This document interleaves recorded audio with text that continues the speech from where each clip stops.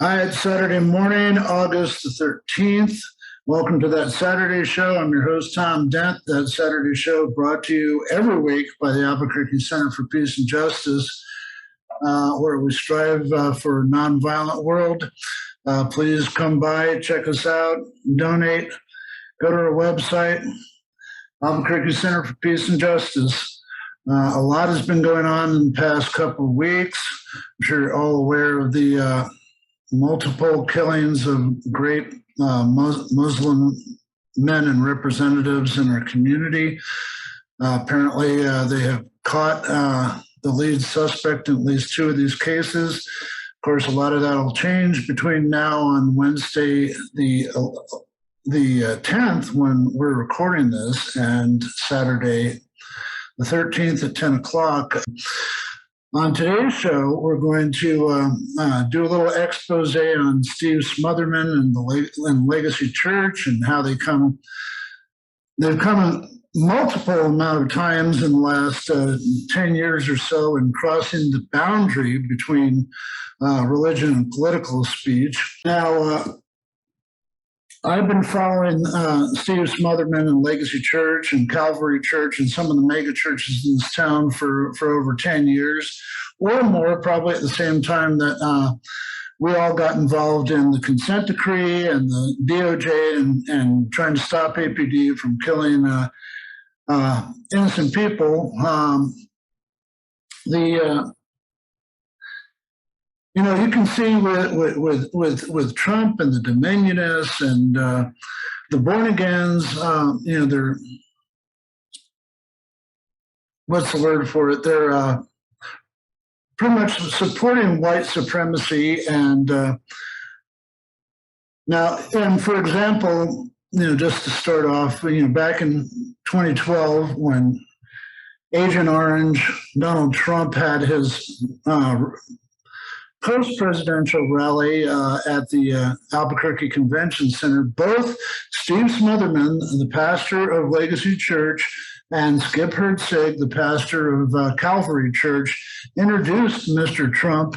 And most of the people in that crowd were from Legacy Church or Calvary. And that kind of represents, unfortunately, anywhere from a 20,000 to a more than 30,000 voting block if they're told what to do by their pastors. Of course, in a perfect world and honoring their 401c3 nonprofit status, they really don't have the place to put voting blocks together and vote for the candidate of their choice and openly endorse the candidate of their choice, but they have.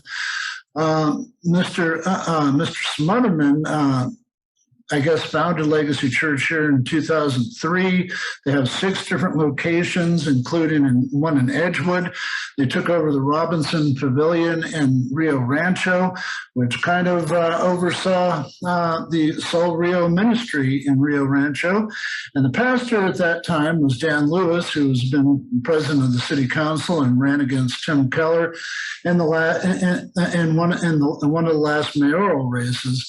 And like their position, like the Republican position that all flows through these white supremacist mega churches, he was pro-Santolina, pro-guns, NRA, and totally anti-abortion, et cetera, et cetera.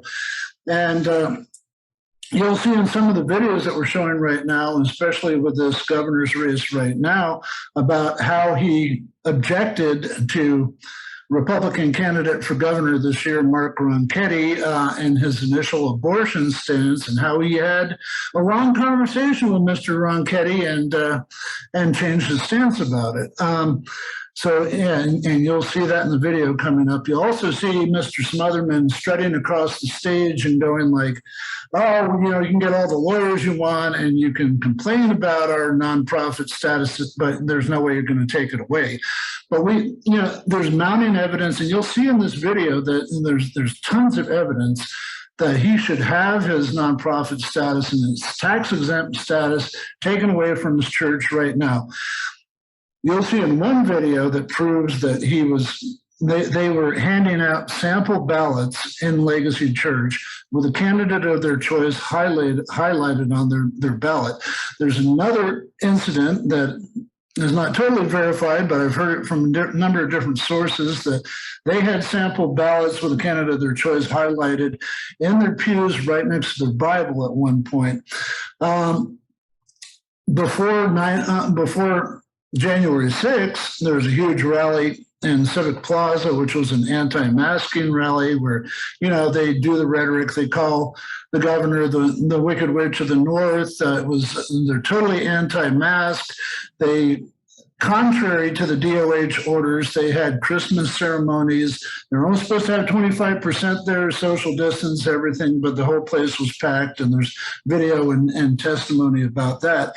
They've also had 2 visits by confirmed pretty nasty white supremacists bordering on Nazis at the church. There was a protest by a lot of people out of the Peace Center and people that we know, I think back in 2014, outside the church and trying to get near the church, but the church, especially the one on the west side, when they have their services, it's really, you can't get into their parking lot. There's 6 to 8 possibly unarmed, maybe armed rent-a-cops that are out there that dissuade people from getting anywhere near the dang church. And back to the Dominionist agenda. I know it sounds crazy and conspiratorial, but for instance, Agent Orange Trump had confirmed over 6 different people that were Dominionist or related to those type of churches. You have Rick Perry, you have Betsy DeVos, Eric Prince, Sarah Huckabee Sanders. The list goes on. And if you've looked into the 7 Mountain Strategy that goes straight to Apocalypse and religious texts and goes straight to Jerusalem, where they're born again, so they're better than us. We're pond scum. We don't get to be in the waiting room to heaven, but once whatever it is, 144,000 people are gathered in Jerusalem, the apocalypse will come and Jesus will come down and everybody else, all those special people will go up to heaven. But anyway, during the anti-mask rally at Civic Plaza, there was a number of very interesting people there. There were militia people around the corner. There were probably Proud Boys there. There definitely were info war people, speaking of Alex Jones and current events. There were Cowboys for Trump. There was Dinah Vargas, who used to be viewed as a positive activist here that was running for a Republican seat and doing a bunch of different events with Cowboys for Trump. And the guy from Otero County was up on charges. I don't know if he's in jail right now, but he was brought before the Department of Justice for his role in January 6th. And Smotherman at the end of that whole thing basically said, "This is war." And from these videos, straight out, that he is challenging people to take away his 501c3 status.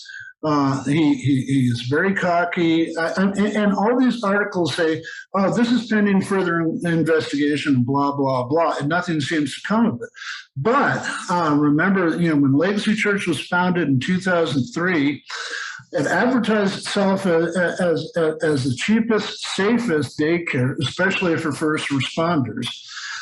And now they have a Legacy Academy that goes K through 12 or something like that.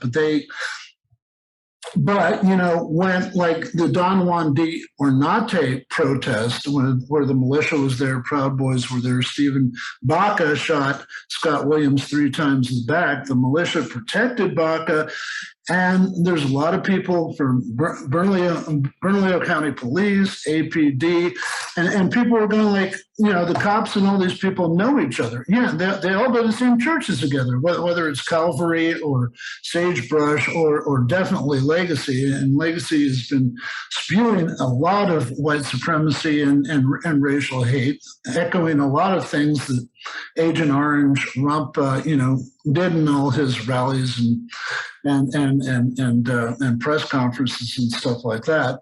So there's a lot of racial hate emanating from that church. There's a lot of things that you'll see in this video that, this guy should have been investigated. They should have closed down the churches. They should have dropped his 501c3 status and his tax exempt status, which is taxes on property, taxes on tithing, you name it. This church is pretty powerful here. Like I said before, it can put together a pretty big voting bloc. Been very influential in the last election, 5 elections for the Bernalillo County Sheriff's Office. Their candidate, Dan Houston, was definitely put forth and elected through this voting bloc and other means. Then there was controversy with him. They excommunicated him. They put up the Undersheriff Bear, who was a very good member of Legacy Church for Bernalillo County Sheriff. He got in trouble. Houston's wife was his campaign manager, and then they found out that he had 3 DWIs on his record that were covered up by Bernalillo County Sheriff's Office, and that he was connected to in-laws that were selling impounded and illegally obtained cars on the side. So he had to drop out of the race, and the person that beat him was our present sheriff, Manny Gonzalez, who just happens to be a graduate of a Baptist college in Western Texas. And Legacy is a Baptist church, and it's nationally connected. It's connected with Calvary to Global Harvest Ministries in Riverside, California, that's run by Franklin Graham, who is Billy Graham's son, who's a crazy guy, along with Donald Trump, who argued forever for Barack Obama's proof of citizenship and birth certificate. So as you can see from these videos, as you can see from the history of Legacy Church, these people should not be operating with a tax exempt status. This should be investigated. The community should know about this, and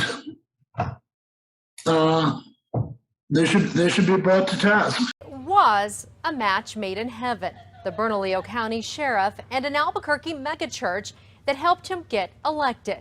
But now it appears the relationship is falling apart. Mr. Smotherman has a history of getting involved in politics, and in addition to this year's mayoral race, he criticized Governor Martinez in 2012 for appointing a gay man to the Public Regulation Commission, and Mayor Barry on several occasions for supporting the annual Gay Pride Parade. Earlier today, I talked to Dan Lewis about the Facebook post, and he stuck to one message. What was your initial reaction? Well, I go where I'm invited. Were you surprised to see that, though, when it first popped up?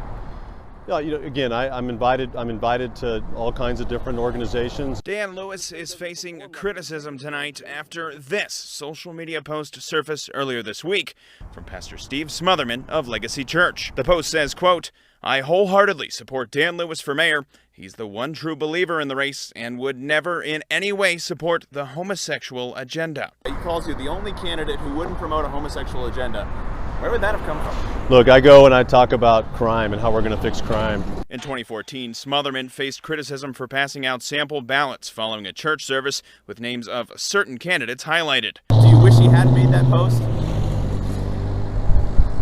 Again, I'm going to go where when people invite me to go. I went to the church today to talk to Smotherman. I've been trying to get in touch with Pastor Smotherman.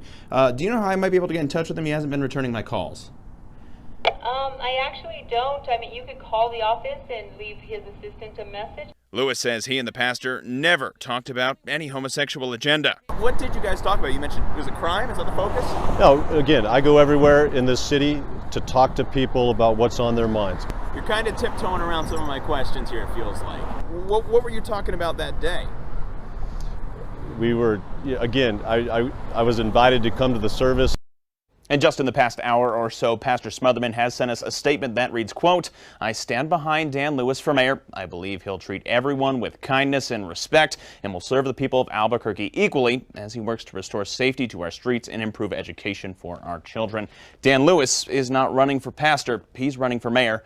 I'm the pastor. And it's important to note that Lewis did say that as mayor, he will support all Albuquerque citizens regardless of race, sexual orientation, religion, or creed. And the post has since been taken down.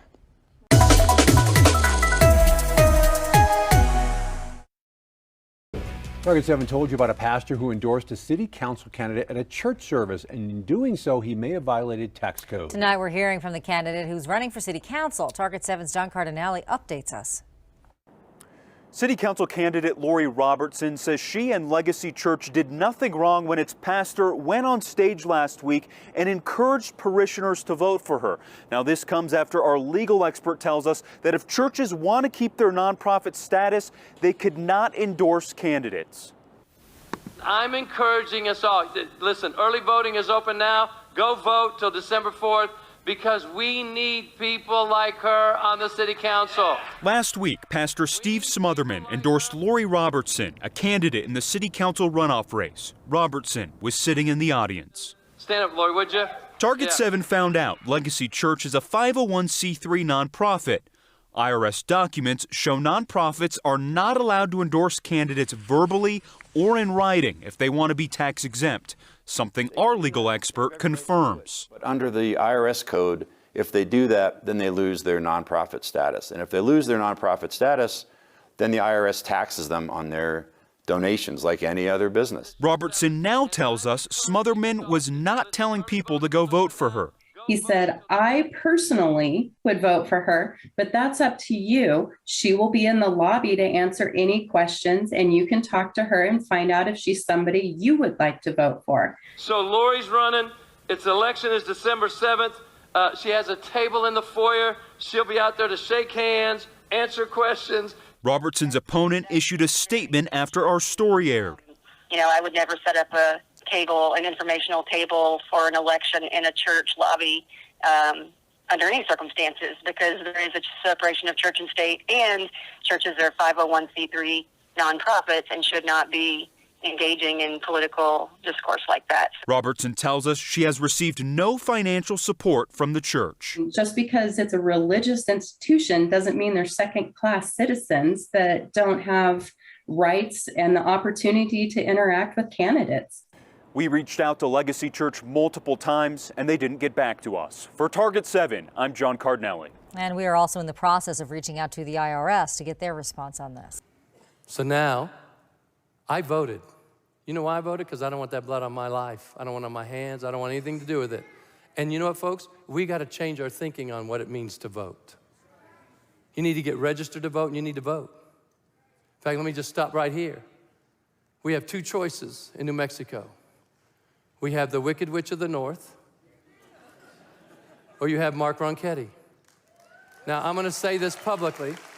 I'm going to say it for all the news to get on and talk tonight if they want, or tomorrow, about, oh, they're 501c3, which you're so stupid, you have no idea what you're talking about. I'm telling the media that, but they won't put me on and do a live debate with all these attorneys they have that know nothing about what they're saying. So we have two choices. Now, I know Mark Ronchetti came out, and some people were very upset because he said, well, I think it's reasonable that up to 15 weeks, it's reasonable to have an abortion up to that point, but not after that point. And I know a lot of us got mad, and I did too. I had a long talk with him for hours. And I said, dude, right out of the gate, you blew it. He said, well, here's what I was trying to do. I said, yeah, I know what you were trying to do, but you didn't do it. And here's what he said. He said, listen, I just want to start with getting rid of partial birth abortion in the whole state, which we should be happy with. And he said, but I can't just go in and do it all 100% because we won't ever get elected. He said, I just want to start, but his goal would be to end abortion in New Mexico. Just so you know.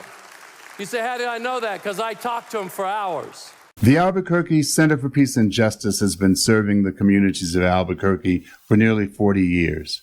Peace and justice are the motivators for the work we do, in concert with dozens of other organizations and committees here and around the country. But we can't do it without your help. We need you. Get in touch at www.abqpeaceandjustice.org or call us at 505-268-9557. The other big news, sad news for the Peace Center is that we've lost Alan Cooper, one of the greatest activists in New Mexico. He fought in he worked in the South, Martin Luther King, racial equality, worked in Berkeley and with the Black Panthers, went undercover during the farm workers strike and organization. He was up at Wounded Knee at least 2 times. And been a great friend of the Peace Center forever. I don't know what we're going to do without him, but the Peace Center, myself, other people are working very hard to plan a memorial for him. You may find out exactly when that memorial is between now and Saturday morning. Start off with a short movie about Alan Cooper, who was honored by the city last year. And he was one of the better known radicals and activists here in Albuquerque and around the country. It's about 26 minutes long. It's a very, very good production. I think you'll learn a lot and enjoy it quite a bit, a great deal. And enjoy the show. And we'll see you next week on That Saturday Show.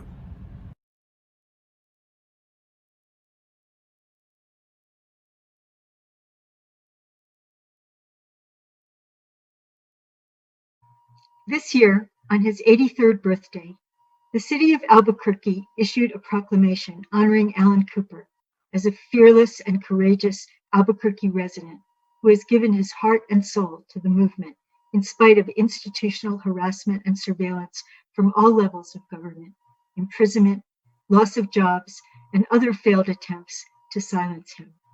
That's a quote. It is my honor to pay tribute to Alan's lifelong commitment to civil rights, social justice, and a world without war on behalf of the Peace and Justice Center. I am Eda Gordon from Santa Fe, the ancestral home of the Tewa Pueblo people and the Navajo. I met Alan in 1973 while working with the Wounded Knee Legal Defense Offense Committee. Alan was one of over 300 supporters charged for their stand at Wounded Knee with the American Indian movement against the oppressive tribal government terrorizing the traditional Lakota people on the Pine Ridge Reservation. For his support as security during the 71-day takeover of the historical village of Wounded Knee in South Dakota, Alan faced over 100 years in prison on charges of kidnapping U.S. postal inspectors who had come to check on the post office housed in the Wounded Knee trading post. His case was an attempt by the U.S. government to spin the takeover as an act of outside agitators, rather than a last resort effort by traditional elders to bring attention to the corrupt regime of Tribal Chairman Dick Wilson, brutally enforced by Wilson's own private goon squad, the Guardians of the Oglala Nation. Wounded Knee was but one of many struggles where Alan literally put his life on the line. As the city proclamation specifically recognizes, he served in the Navy in the 1950s during the Cold War, an experience that spurred him to become a lifelong anti-war activist. In the 1960s, he demonstrated his commitment to social justice by marching and committing civil disobedience in the Southern Freedom Movement, an student nonviolent coordinating committee, registering Black voters in Georgia and Mississippi at physical peril from the Ku Klux Klan. In California, he supported the Black Panther Party for self-defense by conducting weapons training and helped the United Farm Workers expose unfair labor practices by working undercover in a winery.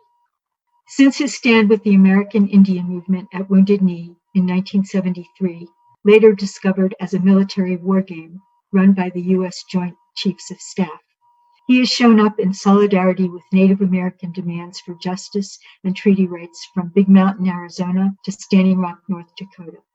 In New Mexico, he used his local community media platform for decades as host of Espejos de Aztlán on KUNM and the New Mexico Indie Media Show on Public Access TV Channel 27 to inform the community about a broad range of social justice issues, including U.S. government-funded injustice in Central America and Palestine, environmental threats from the Waste Isolation Pilot Project in Carlsbad, and the jet spill at Kirtland Air Force Base. The unsolved murders of women whose remains were found on Albuquerque's West Mesa, and all peoples oppressed by colonization, U.S. imperialism, and capitalism. Throughout his life, as the proclamation states, Allen has stood up and cried out for justice, believing that until all of us are free, none are free. A bumper sticker adorned his vehicle said it all. I love my country and fear my government. From his own telling in a yet-to-be-published memoir, Allen began to develop a political consciousness after joining the Navy in 1957. Confronting the question of war and killing challenged his teen view from a well-to-do Episcopalian upbringing. Allen had seriously thought of becoming a priest until then. He was troubled by the chaplain's assurance that to kill in battle should pose no contradiction with Allen's religious beliefs. Thankfully, the ship never received orders to get into a shooting war, but the experience made an indelible impression on Allen. Throughout his life, while he would speak with revolutionary zeal, in his heart, he was a pacifist. A close friend said he couldn't kill a butterfly. Allen learned of the civil rights struggle being waged in the American South from the flood of news reaching Venezuela, where he was working with Acción en Venezuela as a model for the Peace Corps in the fall of 1962 and spring of 1963. The stories of terrorism, abuse, and murder of Black people, particularly in the Deep South, and the photographs of sit-ins and demonstrations everywhere demanding an end to racist terror and segregation set off an alarm for Allen to act. In the summer of 1963, he joined the March on Washington, demanding an end to institutional racism in a massive act of solidarity. Fueled with a sense of community and commitment, he followed the call of the Southern Freedom Movement. In Atlanta, he checked in with the Student Nonviolent Coordinating Committee and was immediately put to work in the office, the center of communications for a movement of people stretching from Virginia to Louisiana and from Memphis to Miami, the vanguard of the social justice movement in the entire South. He would get to know John Lewis, Ruby Doris Smith, Jim Foreman, and Julian Bond, icons of the civil rights movement who were in the leadership of SNCC at that time. Allen spent the next 3.5 years in the South, marching for peace with Cuba, galvanizing support for the Southern Freedom Movement, registering voters, and organizing farm workers to unionize.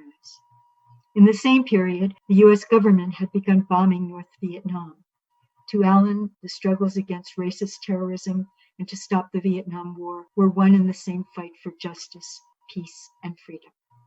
Allen took his protest of the Vietnam War all the way to Mexico City, but in the end, he hooked back up with SNCC, who directed him to Sunflower County, Mississippi, in the heart of the Mississippi Delta, where he worked from 1963 through the end of 1965 as a medic, literacy teacher, and organizer, and teamed up with a local Black activist to organize voter registration drives in Black communities. Through these years, he was beaten, arrested, and jailed under grueling conditions by authorities and brutalized by the Ku Klux Klan. He left Mississippi with a sad and fearful heart and a broken body. Allen had just turned 28 in August of that year, 1965, and felt old and sad. But he also knew, in his heart, he had been part of a movement that helped to open up a front of resistance, helped to plant the seeds of change.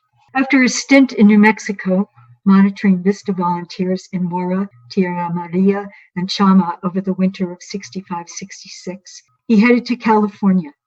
In Berkeley, he rediscovered the Quakers who had been supportive of peace and justice issues in the South and made contacts with the political left, particularly the Peace and Freedom Party, a national movement against the Vietnam War and racism, which had aligned with the newly formed Black Panther Party for self-defense.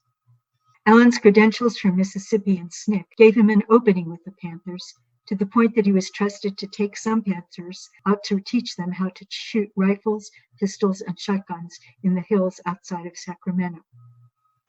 The Panthers set an example for Allen, people who stood up for justice for poor and non-white people everywhere, monitoring police conduct, protecting the people from extreme police brutality in the street, getting food to the hungry, especially grade schoolers with the Breakfast for Children program, setting up free health clinics countrywide. These actions represented a plan to restructure the country, to finally meet the needs of the people. 1966 to 1968 was an intense time in America, and for Allen as a committed activist. Charismatic leaders who offered hope of change were being killed off, with the murders of Malcolm X on February 21, 1965, Dr. Martin Luther King Jr. on April 4, 1968, and then Bobby Kennedy on June 6, 1968.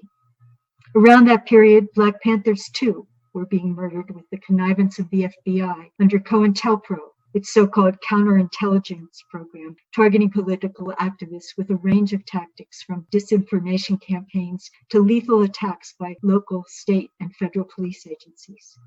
Among the Panther leaders lost was 21-year-old Fred Hampton, machine gunned down by the Chicago police and FBI on December 4, 1969, as he slept in his bed alongside his pregnant wife. But his words proved true. You can kill the revolutionary, but you can't kill the revolution. Through friends in the Bay Area, Allen was able to set up history classes in Oakland, where young, predominantly Black students discovered their history for the very first time in their lives. He watched excitedly the metamorphosis, their empowerment. In one class, the students revolted and took over the teaching of the class. They felt a white man teaching them their own history was too much of a contradiction. Allen helped them make that transition, joyfully working himself out of a job. Later, in Albuquerque, Allen founded Media Arts Collaborative Charter School and taught at Highlands High School, where he was fired after 9/11 for refusing to take down the artwork of a student refugee from Afghanistan that said, "No war." Allen would eventually carry his anti-war protest to Israel, where he moved with his wife Marcia in 1970 after losing job after job, no matter how his work was valued, because he was recognized as that anti-war guy in the news. They lived on an older kibbutz, an agricultural cooperative established early on, and peopled with socialists, most of whom had good relations with Palestinians and opposed the policies of apartheid and segregation being pushed by the Israeli government, a place where Allen could get along. In Cleveland, where they went next, Marcia enrolled in graduate school, and Allen, while working a day job in North American Van Lines moving furniture, naturally gravitated toward the local Black Panther Party. He also helped start the Cleveland Committee to Combat Fascism as an ally in the support of the Panthers and against the war, providing draft counseling to students who no longer were able to obtain deferments. Much later, in support of disillusioned veterans, Allen would run a GI rights hotline out of the Albuquerque Peace and Justice Center. By 1972, Allen and his wife had grown apart. They still loved each other, but wanted very different things in life. From the beginning, she had thought Allen's political activism was a phase that would pass. Allen knew he was married to the movement for life. Homesick, he headed back to New Mexico, where he and a mechanic friend opened a VW repair shop in Taos, bedecked with political posters that drew customers and curious folks with questions about the movement. At the end of February in 1973, recovering from the end of his marriage and the amputation of a middle finger at the shop, Allen read in the Albuquerque Journal about an armed struggle developing on the Pine Ridge Reservation in South Dakota. Having just read D. Brown's "Bury My Heart at Wounded Knee," he knew instinctively he was going out there.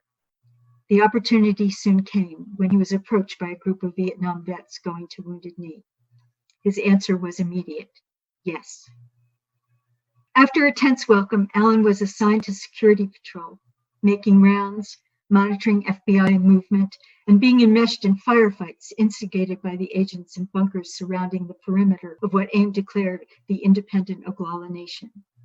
Alan tells one horrifying story indicative of the federal government's historic inhumanity toward Native peoples on their homelands, in particular to FBI aggression on the Pine Ridge Reservation. Making rounds one April morning, he spotted two men climb into the back of a Jeep with an M60 machine gun mounted on the back and drive to a point on the road where they opened fire on two Indian children playing in the dirt behind a small house near the road. Not quite believing what he was seeing, Alan froze, then threw his weapon to his shoulder and began firing at the Jeep about a half-mile away, working the bolt action as fast as he could. Although the machine gun pellets were kicking up around them, the children had not been hit. They ran screaming, terrified, into the nearby house. The agents did not return fire, but jumped back into the front seat of their Jeep and sped back to their bunker position. Alan had driven them back and saved the children. The federal forces at Wounded Knee fired on unarmed people many times during the 71-day siege at Wounded Knee, including unarmed medics wearing a big red cross on their shirt front and back. This particular episode was just the most monstrous Alan personally observed. For him, it harkened back to the Indian massacres of the 19th century. U.S. Army cavalry soldiers throwing Indian babies up in the air and impaling them live on their bayonets at Sand Creek in southeastern Colorado in 1847. Or closer, the bayoneting of small children hiding in the brush after their mothers were killed during the 7th Cavalry's massacre at Wounded Knee Creek in December 1890. There were many Vietnam veterans at Wounded Knee. They found there a just war, healing the wounds of the unjust war they had fought in Southeast Asia. After one firefight, they told Alan they had never been fired upon in Nam as relentlessly as federal forces were strafing Wounded Knee. One firefight lasted nearly 27 hours, the feds raining down thousands of rounds of automatic weapon fire. Wounded Knee was full of powerful spirits and spiritual activity, ceremonies recapturing and renewing ancient Lakota traditions. For Alan, it was a spiritual awakening. He discovered the Red Road separate from the Episcopalian tradition he was steeped in as a youth and had come to reject. His first encounter was the Sweat Lodge, in use constantly during the siege at Wounded Knee for purification and protection. He was reborn into a belief system in which all life is considered sacred, even one's enemies, a challenge for him to this day. Reflecting on his journey as an ally for social justice, Alan has said, Wounded Knee was the most profound experience of his life. Both Wounded Knee and the Southern Freedom Movement, especially Mississippi, were transformative, real life and death communities of resistance that forever made him who he is. He has infinite gratitude to the courageous, life-affirming people, the heroes and sheroes in those places and in those times, who became his lifetime teachers for struggles to come. And there were many. Alan has lost much of this memory, captured in his memoir, but in his honor, we take you down that journey through an array of photographs highlighted by his own personal collection of political posters, now archived at the UNM Center for Southwest Research. It was a wild ride.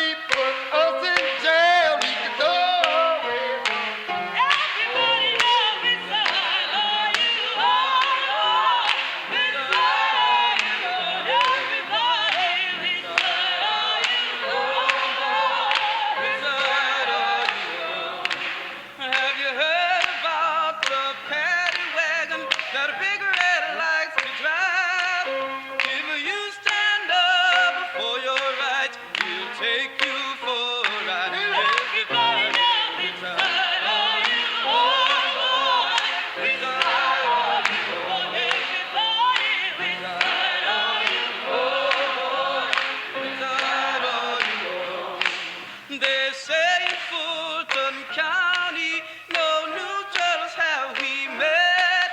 You'll either be a freedom fighter or Tom for mayor. And everybody knows which side are you on? Which side are you on? Everybody, which side are you on? Which side are you on? Don't Tom for Mr. Charlie, don't listen to his lies. 'Cause the colored folk ain't got a chance unless we organize. Everybody know which side are you on? Which side are you on? Everybody, which side are you on? Which side are you on? Oh, tell me, Mayor Allen, where is your heart? We are all children of the Almighty God. Everybody know which side are you on? Which side are you on? Everybody, which side are you on? Come on, you Negro people, lift up your voices and sing. Will you join the Ku Klux Klan or Martin Luther King? Everybody, which side are you on? Which side are you on? Everybody, which side are you on? Which side are you on?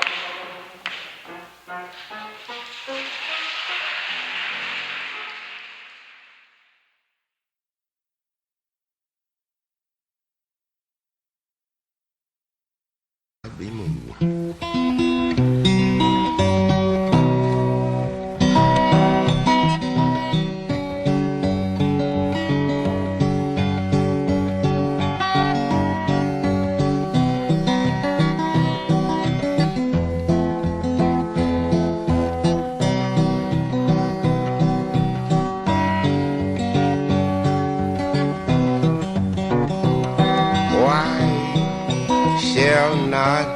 I shall not be moved.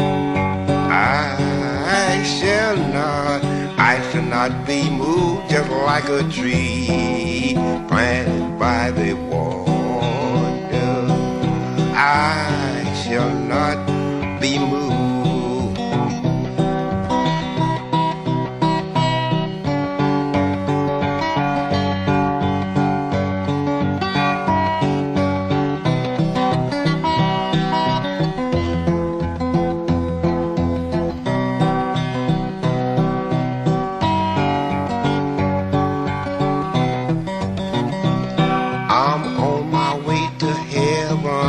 I shall not be moved.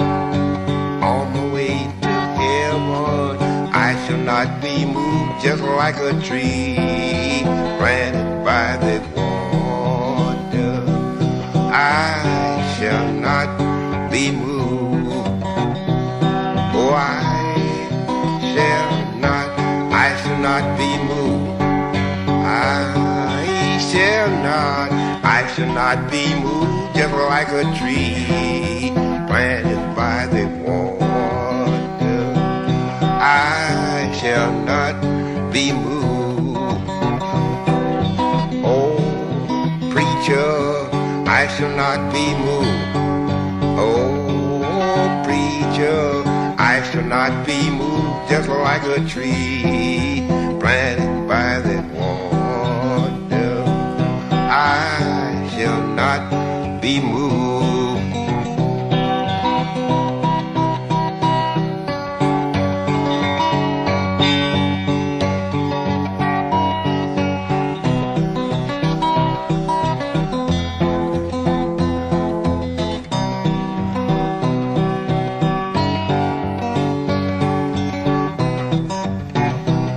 I'm sanctified and holy, I shall not be moved. Sanctified and holy, I shall not be moved, just like a tree planted by the water. I shall not be moved. Oh, shall not be moved. I shall not be moved, just like a tree planted by the water. I shall not be moved.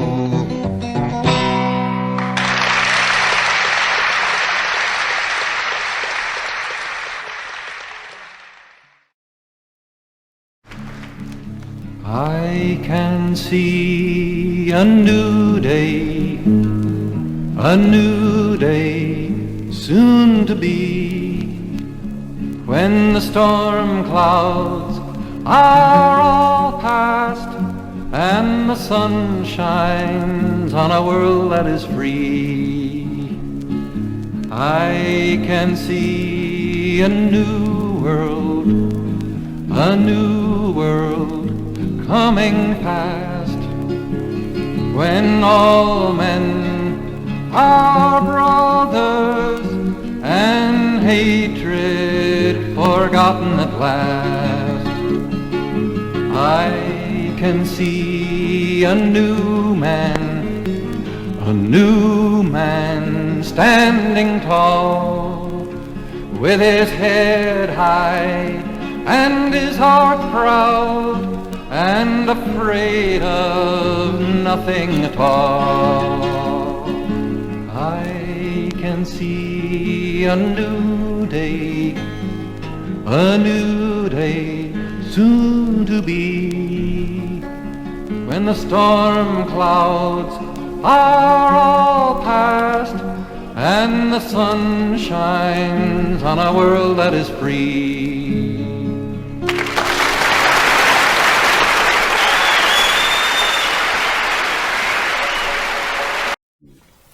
The Albuquerque Center for Peace and Justice has been serving the communities of Albuquerque for nearly 40 years. Peace and justice are the motivators for the work we do, in concert with dozens of other organizations and committees here and around the country. Whether the issue is nuclear weapons, or police brutality and murders, or homelessness and hunger, or even climate justice, immigration, and prisons, the center continues to stand shoulder to shoulder with community organizations dedicated to doing the good work, the necessary work. But we can't do it without your help.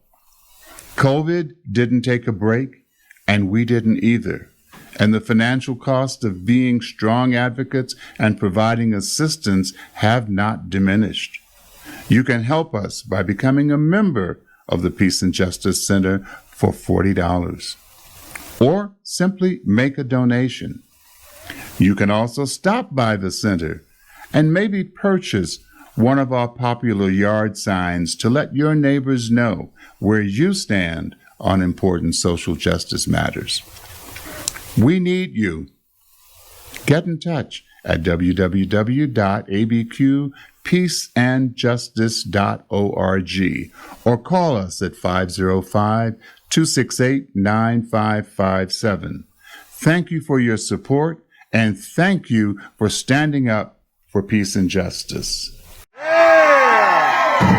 loves you, yeah, yeah, yeah. She loves you, yeah, yeah, yeah. She loves you, yeah, yeah, yeah, yeah. You think you lost your love?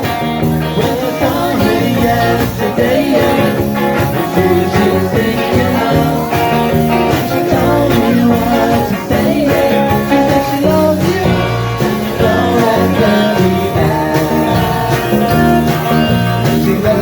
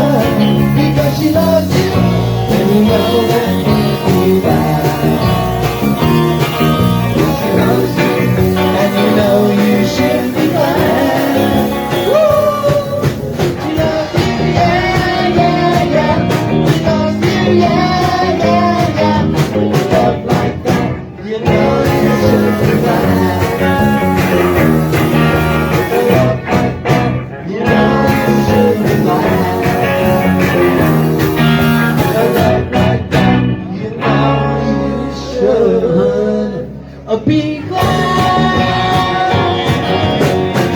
Yeah, yeah, yeah. Yeah, yeah, yeah, yeah.